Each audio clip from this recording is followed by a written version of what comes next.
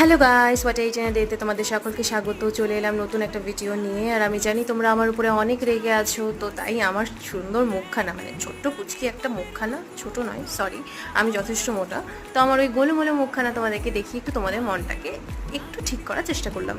আর হ্যাঁ, একটা কথা বলতে আমি ভুলে গেছিলাম যে আমি অসুস্থ ছিলাম, আর সেটা হয়তো আমি রিসেন্টের একটা ভিডিওতে বলেওছি কদিন আগে।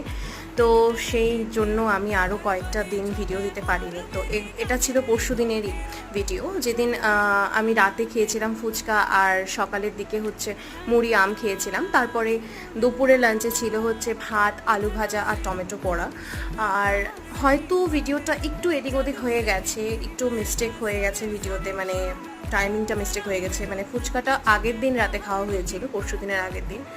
তো যাই হোক, আমি আর এরকম করবো না, আমি কন্টিনিউয়াসলি ভিডিও দেবো। তোমরা প্লিজ আমার সঙ্গে থাকো, সাবস্ক্রাইব করো, লাইক করো, কমেন্ট করো।